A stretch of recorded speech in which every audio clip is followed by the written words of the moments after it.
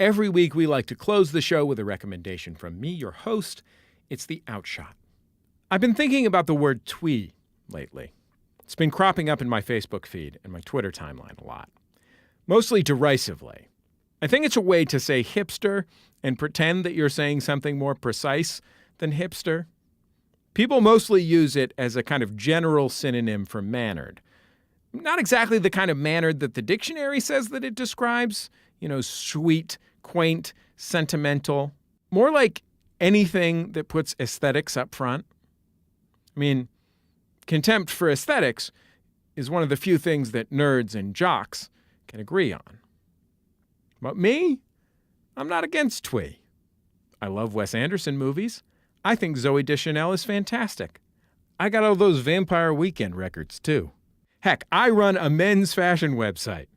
I'm on the side of aesthetics. I'm on Team Beauty.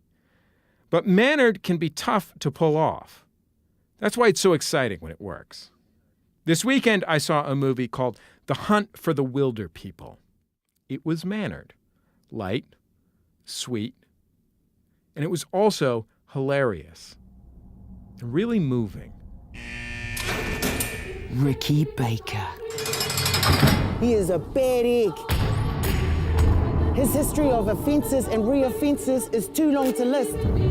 We're talking graffitiing, littering, smashing stuff, burning stuff, breaking stuff, stealing stuff, throwing rocks, running away. And that's just the stuff we know about. It's about a boy who's on his last shot at foster care. Maybe 14 years old. He's hurting, misbehaving, and the social worker drops him off in the middle of nowhere in New Zealand. There's this little house and a not quite elderly couple who live there. A woman who wants him there and a man who basically doesn't talk to him or make eye contact under any circumstances. And it's going kind of good. And then a few weeks in, or maybe a month or two in, it's hard to say, the woman dies. And so it leaves these two guys together, a young teenager and a 60-something man, both terrified of their feelings, of connecting with each other. Both of them love this woman, and they make a sort of alliance. And then when social services comes to take the kid back, the two of them head off into the wilderness.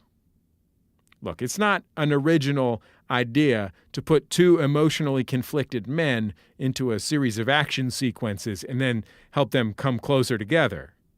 But it's rare that that theme or that way of handling that theme is so sweet. They should be alive.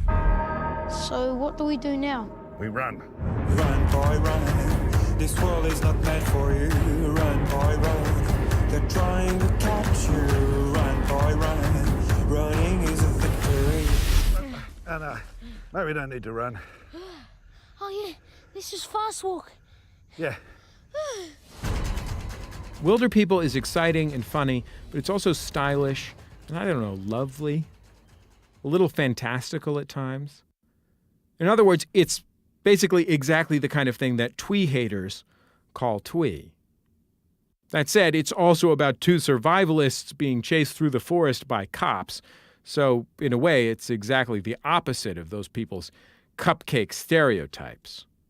By the time you get to the car chase finale and the gentle, quiet denouement, your heart's so engaged that you could never in a million, billion, trillion years accuse Wilderpeople of being superficial, despite how pretty it is. Ricky, this is Hick. You can call him Uncle if you like. No, I can't. Bella told me to tell you that you should give me something to do. Is there anything you want me to do? Yeah. Leave me alone. Cool. You ever been up in that jungle before? There's about 1 million hectares of it, buddy. It's easy to get lost. You lost? Oh. I'm amazed how lost you got. You little bastard! We got no choice but to camp out here for a few weeks. Where are you, Ricky Baker? More on this massive national manhunt. Faulkner is Caucasian. Well, they got that wrong because you're obviously white. You're going to jail, you pervert. What'd you call me? You pervert. Back up, homies, and let go guy called Taika Waititi directed the film. It's even better than his first, Boy, which I recommended on this show a few years ago. In Wilderpeople, he taps into these deep aquifers of feeling, running underneath a very simple story. The style and the lightness and the jokes, they just pull you deeper. So why should we be afraid to be sweet or mannered or beautiful? Art manipulates the world. Storytelling reshapes the world. It's fundamentally mannered. If we aren't making our experience more beautiful or more powerful or more moving in the retelling, then why are we doing it? So, I'm going to call Taika Waititi and his movie about two guys killing pigs in the wilderness, Twee. And I hope that you take it as the high compliment that it's intended to be. That's my Outshot.